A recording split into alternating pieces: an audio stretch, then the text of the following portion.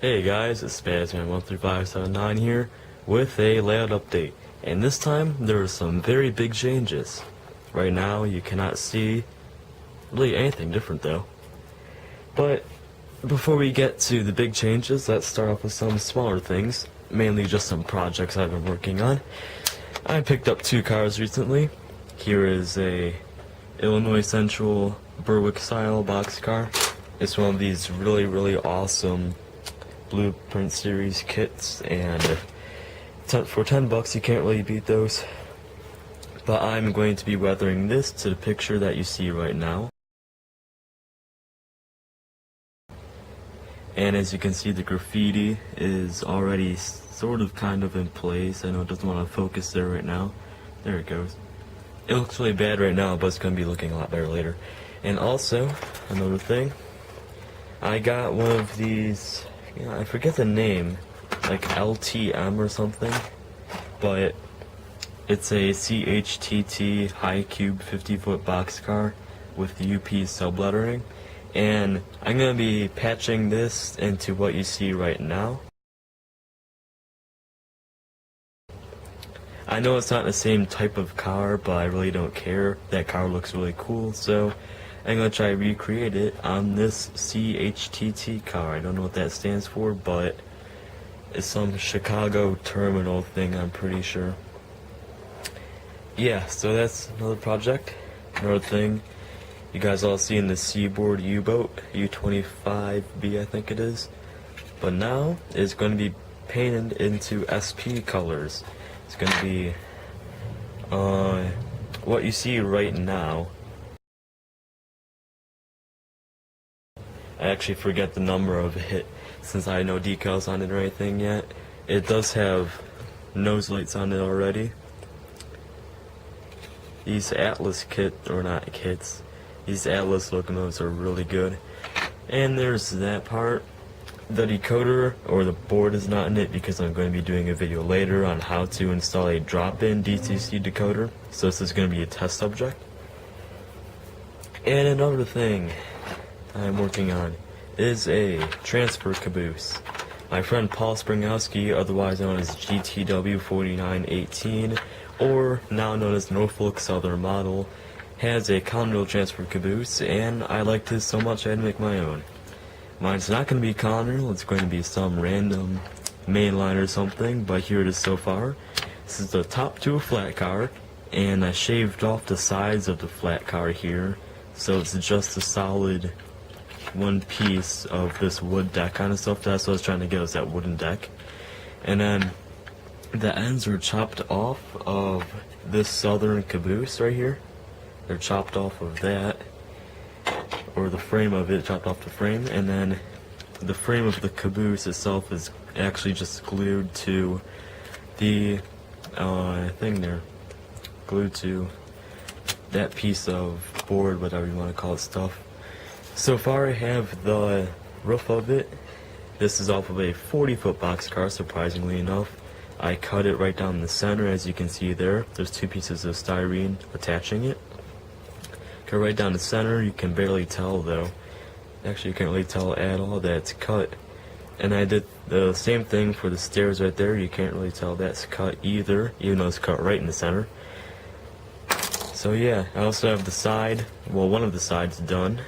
Right here, it's just going to be an entirely flush, flat side. It came out pretty good. Has a window frame and everything. Here's my favorite parts, are these ends on it. They actually have the little door handle, if you can tell there. I'm not sure if you can tell, but it has the door handle. It has window frames, door frames, and everything. So this is going to be a really good car when it's finished. I even picked up some prototypical trucks for it, just for this project, because I know it's going to be turning out pretty good. Now let's get on to some other stuff. Right here in this box is where I'm going to be storing all my engines, or not really engines, all of my stuff when not in use. The first layer right here is all engines, and I'm going to pull these up and show you the second layer. Now that all the engines are up, we can pull this layer off of this foam stuff. I just got this off of they're building a garage next to me, and they had this foam. I have no idea why they would have this in a garage. It's not insulation or anything, it's just random foam. anyways, put these back on the sides. Right here is gonna be all of my 89-foot flat cars and intermodal stuff. Right now I barely have any, only 6 of them. But in the future I will have a lot more. So let's take this layer up and see what's underneath this one. In layer number 3 here I have all my flat cars and gondolas, which is not really that much now that I got rid of 3 of them for the transfer caboose project thing. And I also have my cabooses, again not too many because I had to tear up 2 of them for the project. There's all the tractor trailer things. And here's the special gondola for the OVRR railway, or OVLR, or whatever. Yeah, it has a bunch of people in it and stuff. I haven't showed this to you guys yet, I might as well show it to you. It's an XDT9, and it has the sides cut out so people can get on easier. Then the ends are also cut out so that they can get from car to car. And this is gonna be with my another boxcar, I'm not sure what yet, and that's gonna be cut up on the sides and stuff. If you look up the Oil Creek and Titusville Railway, it's in Pennsylvania, they have almost the same exact idea as you see right here. Different, oh, something just fell, but a different gondola and just some other things, but I have like benches and that one and stuff. So it's pretty prototypical as to what short line scenic railways do. But yeah, anyways, that's layer number 3. Let's get down to layer number 4. Alright, so a lot of foam later. I have a couple box cars and all of my covered hoppers. I'm going to be having a lot more later as I'm going to a show in November and plan on buying, only things I'm going to be buying, not really locomotives because I don't really need those right now. I'm going to be buying track for whatever I'm going to show you after this. And I'm going to be buying intermodal, like 1970s intermodal, and covered hoppers because I really need some covered hoppers like these for my cement train thing I'm making, which I'll also explain later. But yeah, so that's all that stuff. Now let's get down to layer number 4, or maybe number 5. Yeah, number 5. And finally here in layer 5, again after a bunch of foam, I have all boxcars. These are basically all my boxcars other than like 3 or 4, but I will have, oh my god, I cannot talk. I will have more later. There we go, okay. Just a bunch of boxcars. Actually I have like, well I have the 2 more over there, but I'm going to be selling those later. So they're not going to be in here, but I have 1 more in that drawer that I still haven't put together because they gave me the wrong roof with it. I had to make my own roof or something. But yeah, so that stuff, and that's all the things. So I'm going to actually show you guys a couple things here that I actually found. I keep saying actually, I don't know why. But here it goes, a kind of sort of modern SP covered hopper. And I'm kind of halfway through weathering it, but I'm going to be selling this guy. If I do find a picture, it's right here, but if not, whatever. I don't know if I'll find a picture of it.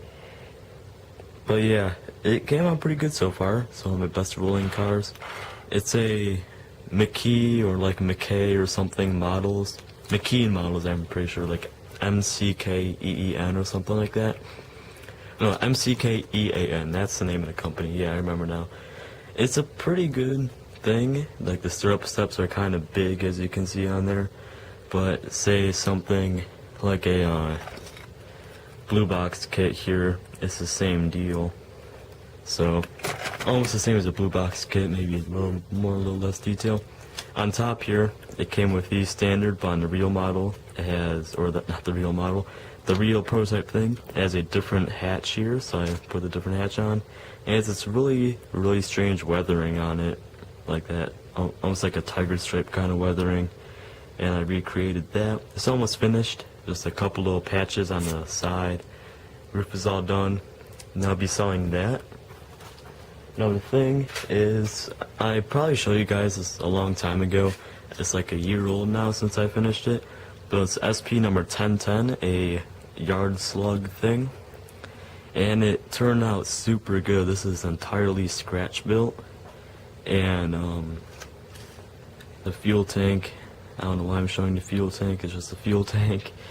But yeah, it's a SW7 frame, I'm fairly sure, and it's an NW2 frame in real life, but it's like the same exact thing. SW7, NW2, almost the same thing. But yeah, correct trucks, custom scratch built handrails on there. The entire shell is scratch built. This is all styrene, it's hollow on the inside.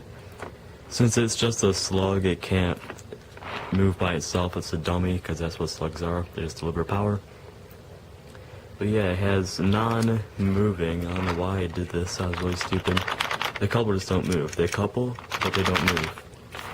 I don't know why I did that. I think I glued it. Yeah, I glued it beneath. It's very, very dumb a couple years ago when I made these things. But it turned out good. I just thought I might as well show you guys that. So, I think that's about it since last update. Last update was maybe a month ago. But now let's get on to the bigger stuff. So we're going to go behind the backdrop there and see what's different. I actually lied. We're not going to go behind the backdrop quite yet, because this is where the new stuff starts. It starts right here. This is the Conrail mainline. I know what you're thinking. Yep, I'm finally doing it. I'm making a full double track Conrail mainline around the entire layout. Right here is just, this is all like, I think this is 1/2 or 3/4 inch wood. I got all this wood that's on the ground over there and stuff too from, again, they're building a garage next to me. And this is all scrap wood that they had. And luckily enough, I was just thinking that I wanted to start building this thing, and now I don't have to go buy wood. I can just use all this wood. Hooray. But yeah, double Conrail mainline all up to there. Move this phone and you can see that the track is kinda not so good right here, but I can fix it later. It's all soldered already, well, at least the main line is soldered already. And here we go to a really big change. Yeah, it's entirely different. This was moved out about 1 foot, and now it's even a tighter squeeze to get in right back there, so it's like a duck under now. Anyways, continuing on the main line, we have the switch into the yard. This is actually the exit point for the staging yard. Anyways, you have a double crossover here. You can get over there, or over there, whichever way you want to go. It's there. They actually rhymed, I think. I don't know. But yeah, I was planning on it being a 5-track staging yard, but then it'll be about out to here, and I can't really fit through there. So, if I did that, I'd have to move the layout this way more. But then the Conrail mainline coming out over there, which I'm going to explain in a second, would be entirely squished. So I had to do this. It's only a 3-track staging yard, but whatever, I don't care. This is going to be taken out. It's going to be reverse switch, so there's going to be a random siding coming into here. It's going to end about there, because right here, if I move, I have all these Atlas switch things that I got from a person for free. But yeah, I got all these. These are going to control everything. It's going to be a little piece of paper with a diagram on what switch does what, since you can operate it all from right here. You can operate the entire staging yard, which is pretty cool. And the crossovers and stuff. But yeah, it goes switch here, over there, switch there, to there. This is going to be like that, and then switch right here is going to be reversed like I said, so it's just going to be ending right there. Probably my little switcher engine can sit there, the one on C&O, I think, or B&O, whatever it is, that I patched and weathered. I can probably use that for the staging yard, put it to use, and then you can just sit right there. Yeah. Continuing down here, as you can see, is a huge drop. This could cause a problem. This is like a 7% slope down here, 7% grade. Right here is about 3%, which is quite a bit. It gets down to 7% there, which is pretty insane if you're talking train stuff. So I'm going to have lots of power on trains to get them up and actually down these grades, because if you have 30 cars going down a grade, it's going to want to push the engines, so you have to have a lot of engines to keep back the cars. They're going to want to be pushed. So I hope that turns out good. Again, 4 switches there are going to be remotely operated. I hope it turns out okay. But anyways, let's continue on the staging yard part. This is all new bench work, just connected here, and this is exactly 4 feet off the ground, I'm pretty sure. 3 tracks continue on here. This looks pretty weird right now. It's gonna be a piece of wood. We have to move all this crap, but there's gonna be a piece of wood right there holding all this stuff up. So it will look less strange if we go underneath here, though. The Conrail line ends. Yeah, sorry about that. But Conrail line is gonna just make it underneath this corner here, start turning, and it's going to exit right here, and about right here it's gonna continue or start its climb up. It's gonna go up, and it's not gonna be able to make it from there up to here since it's like a 6-inch drop. But it's gonna be meeting about right here. I know it looks like nothing right now, but here's the idea. Staging yard. Oh, by the way, let's actually continue on the staging yard. Here's that Sioux line engine. I forgot about that entirely. But this is the entrance. So what's gonna be is you can go straight to get to the first staging yard track. Get off these, and then go to the second one, or go on this one to get to the third. Right here, this is gonna be taken off. I don't even know what that's there, but it's gonna go like this and just end like right there. It can be for engines or cars that need to be fixed or whatever. Same thing goes for this track. This is all this, but yeah, it's gonna go like that. Just barely squeeze through there. I don't know if it's gonna be able to make it. If not, it can just stop there. But then it's going to go and stop there. It's maybe even just like a dead-end staging track, because that can actually hold quite a bit. Maybe like a small local train or whatever. So yeah, that's about done for the staging yard. And obviously it's gonna be a piece of wood going from there to there. It's gonna be little pieces of plexiglass all around so nothing falls off, because I don't want a $200 engine falling off onto the ground. I've had that happen before, and I do not want it. Again, I cannot talk. I do not want it happening again. There we go. Anyways, continue with the Conrail main line. It's gonna go up, start doing its grade, and then by this point, it's maybe gonna be around, maybe right there. This wish is not gonna be here, but this is gonna end up. Box is in the way now, but it's gonna end up like right here, and then continue this way, and then the Conrail main line is gonna come up and continue and connect to the staging yard right here. So then there's gonna be a mountain thing. This is probably gonna be taking out this road right here. It's gonna be a mountain. You know, I just did the scenery too. I forgot. I just did the scenery. It's gonna be taken out though, and it's gonna be a mountain going over all this stuff, and I cannot get a good view of this. I'm looking at nothing though. I'm just pretending that there's gonna be stuff here. Stuff comes up right here, mountain going over here, tunnel portal right there. So the stuff's gonna go into the tunnel portal. Right after the tunnel portal, it can either continue on the main line and go downhill, or go into the staging yard and stay at track level. And then it's going to continue around here, and it's going to go maybe a foot outwards from this big pillar. This big pillar is going to be covered in a mountain. I cannot talk. I should not make this video tonight. It's too late. Anyways, it's going to go up to about there at the bottom of the no smoking sign. I don't even know why that's there. Yeah, it's going to go into the end of that, the mountain thingy. Maybe a random track in front of it, or like underneath the mountain or whatever. Main line is going to go continue around here. There's going to be a couple crossovers in between, but it's going to go like this and connect up back to there, and then we completed the full loop. But now I decided, maybe a couple weeks ago when I first started doing this, by the way, I continue it. I started all of this, and all the stuff you see here was done in about 4 days of maybe 5 hours straight work. So 20 hours of work, not bad. Finished quite a bit. But yeah, over here, this entire thing's gonna be taken out, moved over to there. And then what's going to be here is coming off of the imaginary main lines, which are right here. It's going to be random, I don't even know. I'm going to put an Amtrak station somewhere because I want to run like a superliner train or whatever. It's going to be an Amtrak train somewhere. But, there's going to be a few industries right here. There's going to be one like over there too. But there's going to be a few industries right here. Not on this table. This table's going to be gone. But it's going to be industries. There's going to be a big hill maybe going about to there. Going up like that.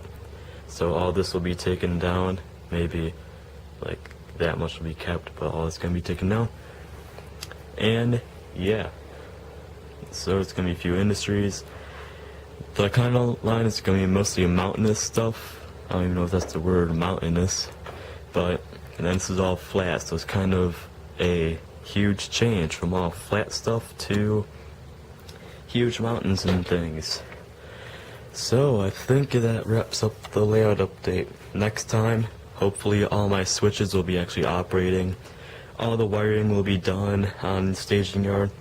And I probably just want to get the Conrail mainline bench work done, not track, because track is going to have to wait until November, because in November is the Gratiot Valley train show that I always go to with GTW 4918 and a Norfolk Southern model. There we go.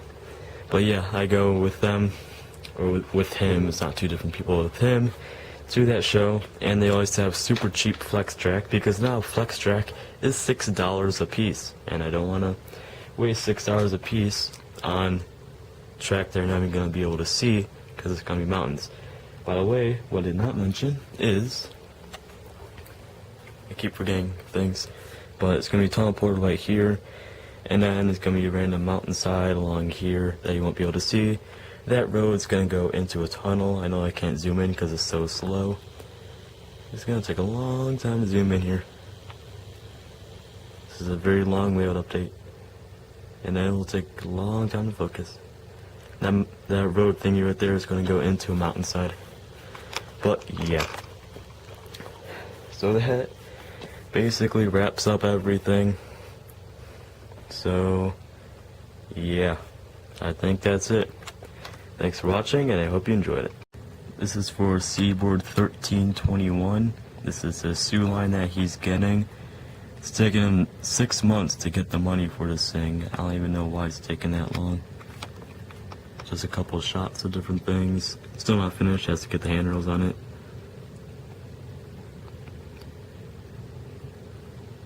Lights aren't turned on right now, I have to replace the battery.